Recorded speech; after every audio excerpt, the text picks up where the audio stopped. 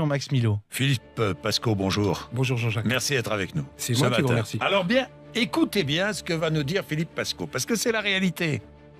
Parce que c'est la réalité. Parce que c'est la réalité. Pourquoi faut-il un casier judiciaire vierge pour être pompier, taxi ou fonctionnaire et pas pour être élu? Oui, on se pose la question.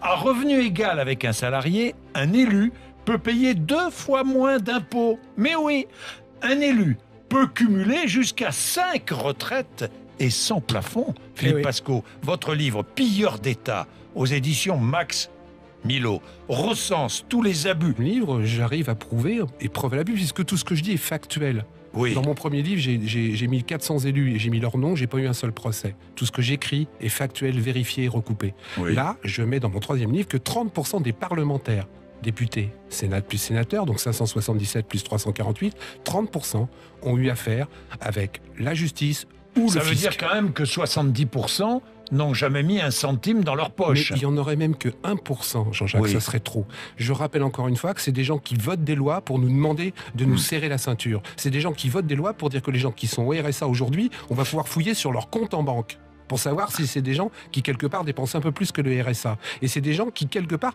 ont des comptes en banque en Suisse.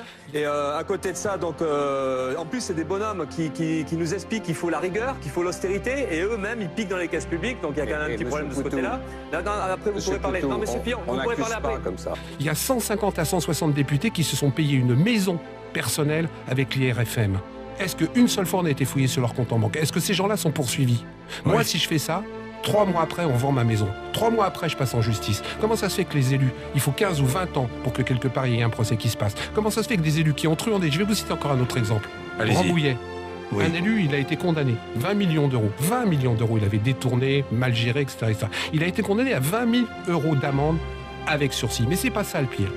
Comme la mairie, c'était son petit pote, ils se sont pas portés partie civile. Donc les 20 millions d'euros, ils ont été payés par les habitants. Est-ce que c'est normal? Et en plus, c'est là où les gens sont 2 fois cocus. Comme il y a la protection fonctionnelle, non seulement l'élu, les habitants ont payé l'avocat, mais en plus ils ont remboursé les dettes. Et bien ça, il faut que ça s'arrête parce que les gens, je vais vous dire aujourd'hui, ils en ont marre.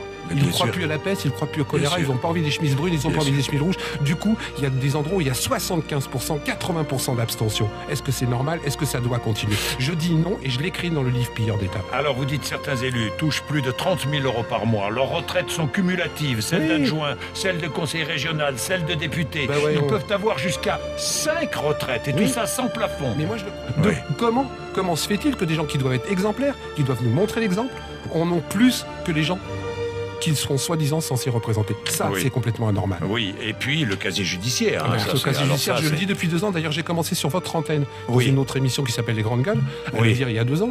Comment se fait-il qu'aujourd'hui, il y a 396 métiers en France où vous ne pouvez pas travailler si vous ne présentez pas votre casier judiciaire vierge?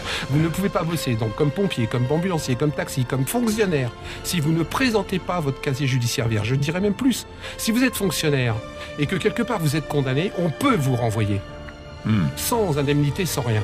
Pour être élu ou réélu, on n'a pas besoin de présenter un casier judiciaire vierge.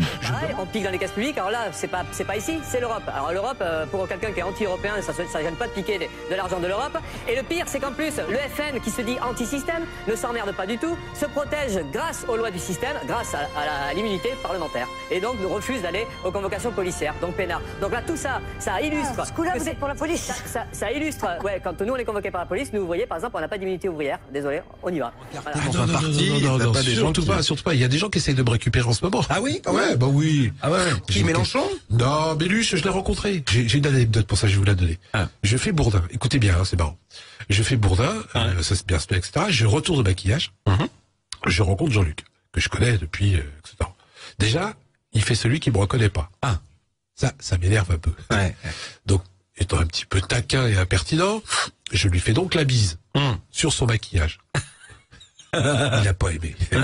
Mais après, il dit, ah si, ouais, je me souviens de toi, t'es le mec qui était dans l'Essonne.